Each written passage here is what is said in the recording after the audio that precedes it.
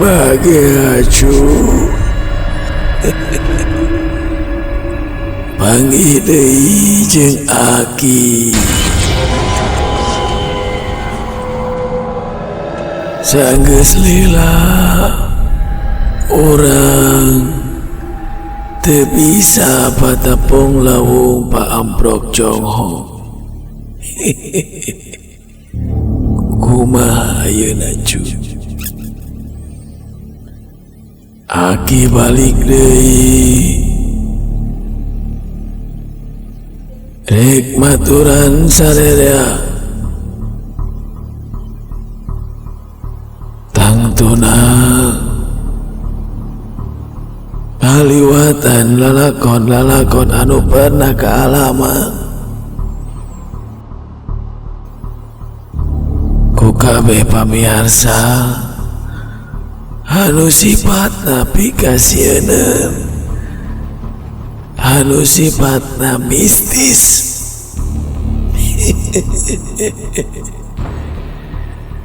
Atuh susuganan ngalangkungan YouTube channel ieu.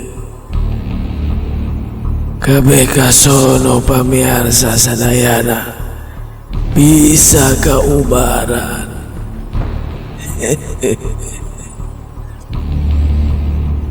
Aki sejarek ngaguar lakon atau carita ngeunaan pengalaman pamiarsa. Tangtuna mah ukur di dieu di Jumat Kliwon Reborn.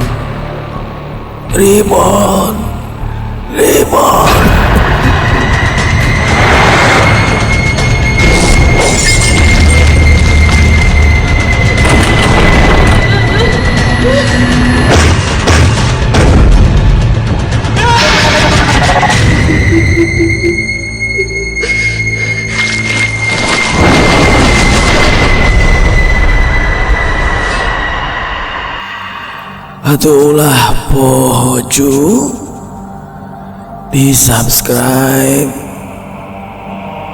tuluy dipencet tombol loncengna supaya Aki bisa tuluy berkarya, supaya Aki bisa tuluy maturan pamiarsa sadaya. Masih sareng Aki Tangtuna mah di Jumat Kliwon Reborn.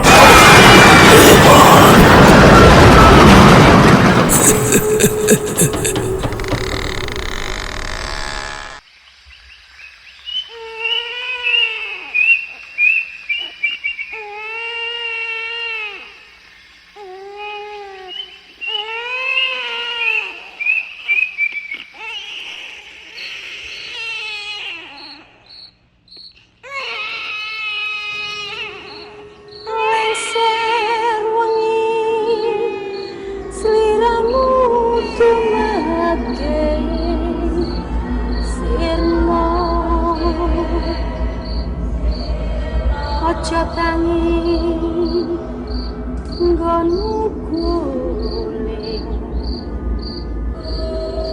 awas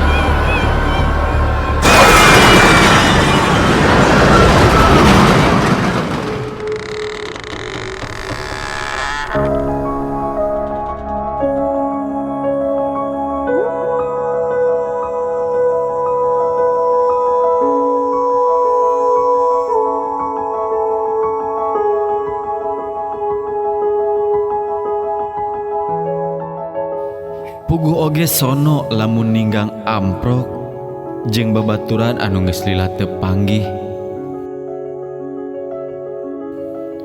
Ti sapra kaluar ti sakola SMP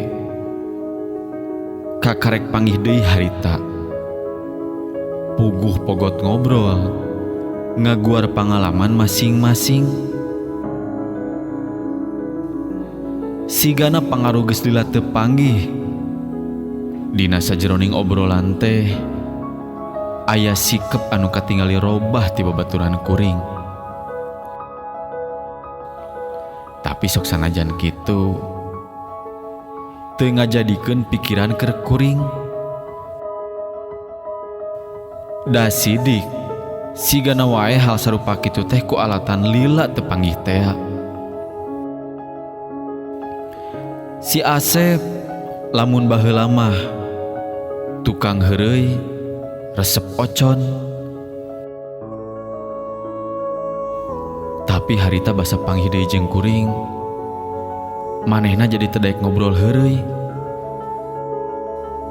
Samalah dina obrolanna oge rada semu mapatahan ka kuring. Jadi loba ngomongkeun kahirupan. Sok padahal keur baheula mah lamun ngobrol teh teu oleh dibarengan ku ocon. Kajadian harita mah jadi loba obrolan anu serius.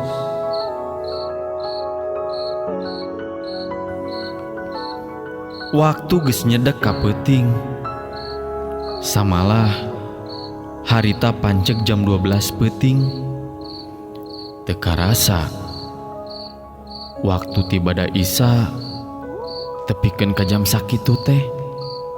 Da puguh ku anteng ngobrol teh. Asa cikeneh babaturan kuring nu ngaranna Asep Sonjaya datang ka imah kuring. Nincak jam 12 peuting manehna maksa rek balik. Lur, lain saya teu sono, saya pamitan rek baliknya. Rek balik? Tong heureuy ah. Nyaan lur, geus waktuna saya kudu mulang ka imah. Saya di imah keur pada nungguan. Wayah kieu, Sep, nyarek balik kana naon atuh? Geus peuting kieu mah moal aya angkot. Rek lempang we ah, soalna lamun teu balik ayeuna bisa aya nanaon.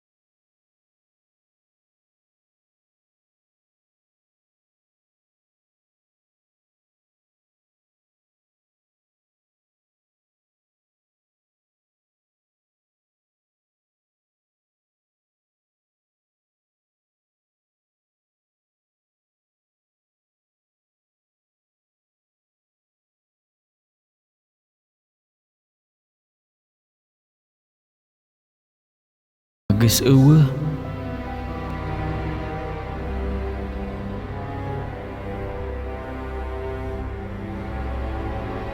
Singket carita, kuring oge ngabonceng si Asep kana motor.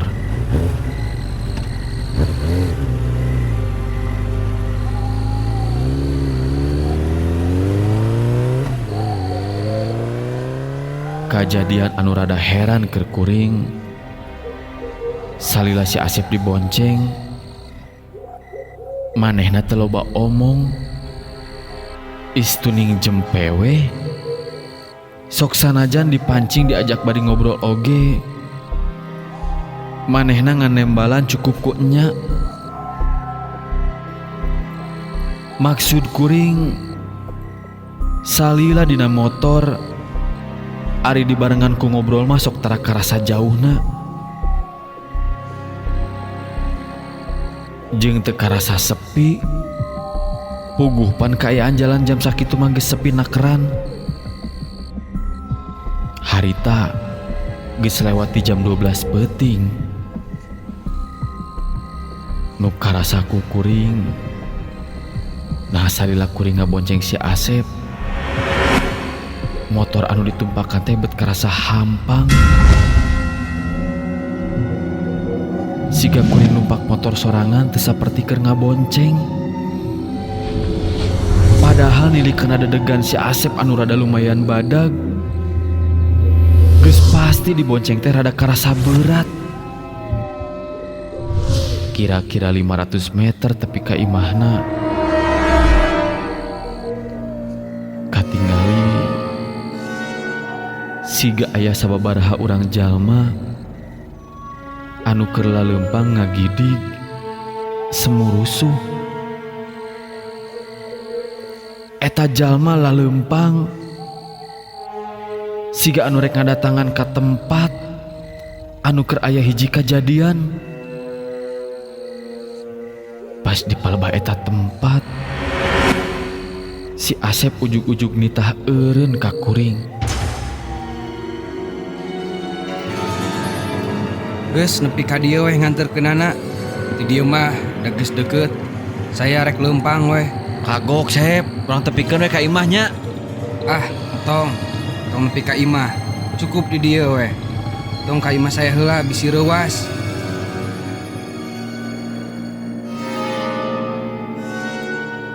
Si Asep turun tina motor, bari terus leumpang. Can kuring ngomong nanaon deui, sabot kuring keur ngahuleng mikir. Nah kunaon? Si Asep bet mung diantirkeun tepi ka imah. Harita si Asep geus teu katingali deui ku kuring. Sok padahal jalma anu keur ngarabreng masih kene bisa katinggali ngingkigna. Aya tanda tanya keur kuring. Nah bisa sakilat kitu si Asep geus leupas tina paninggali.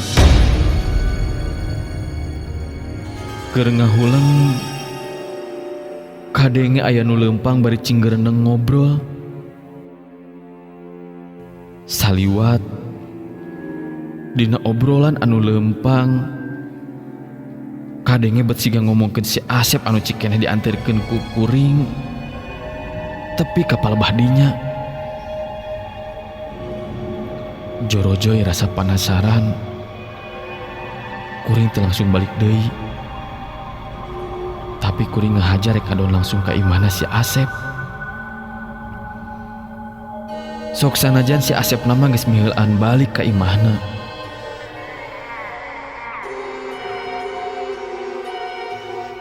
Samemeh indit pangangguran kuring nanya ka salah saurang jalma anu keur laleumpang teh.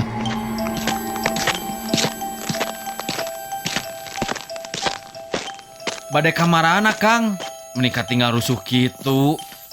Iya Kang, bade ka imahna anu kacilakaan. Baruk aya nu cilaka. Sumuhun Kang, si bungsu cilaka samalah dugi ka hanteuna.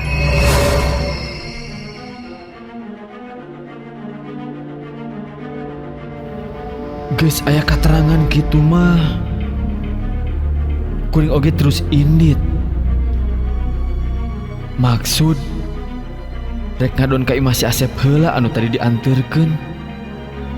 Pamikir bisi wae anu cilaka teh dulurna si Asep. Jadi kuring sakalian nepungan.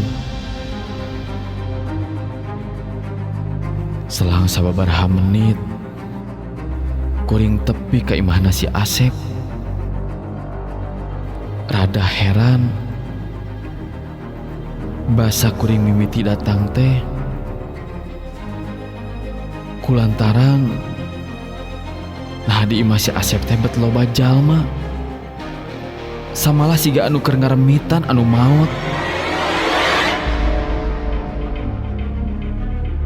Kuring merenahkeun motor. Geus kitu Kuring langsung asup ka imah si Asep. Kasampak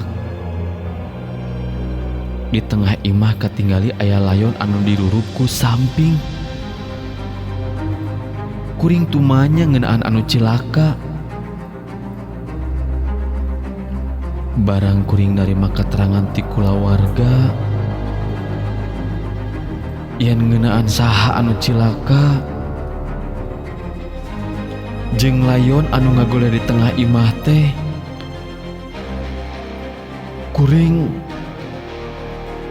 ujug-ujug ngaleketei leuleus lantaran geuning anu cilaka teh si Asep. Layon anu ngagoler teh layona si Asep. Samalah sanggeus jelas pisan eta anu maot teh si Asep. Kuring langsung teu eling, teu inget di bumi alam. Kuring pada ngubaran ku anu araya di dinya. Kulawarga si Asep oge can apaleun. Nah kunaon kuring tepikeun ka kajadian teu inget di bumi alam sarupa kitu.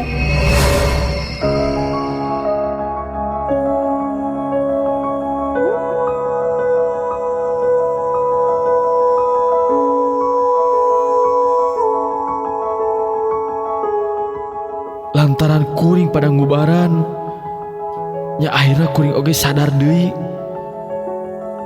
Kuring keur pada ngariung di imah tatanggana si Asep. Basa kuring teh inget di bumi alam. Ku tatangga si Asep, kuring digarotong dibawa ka imah anu aya di sagigireun imah si Asep.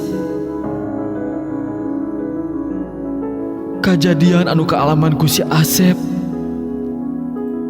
manehna kacilakaan motorna tabrakan. Nya eta kejadian tabrakan teh cek katerangan kolotna si Asep mah inditna si Asep ti imah make motor teh rek nepungan babaturanana anu geus lila teu panggih. Nya kuring pisan anu rek ditepungan ku si Asep. Kajadianana saacan tepi ka imah kuring, si Asep teh cilaka tabrakan. Si Asep tepi ka hanteuna. Cek katerangan si Asep maot harita keneh. Nu jadi tanda tanya keur kuring, nah saha atuh anu tadi ngobrol di imah teh jeung di saha anu dianterkeun dibonceng kana motor. Da geuning si Asep mah geus taya di kieuna.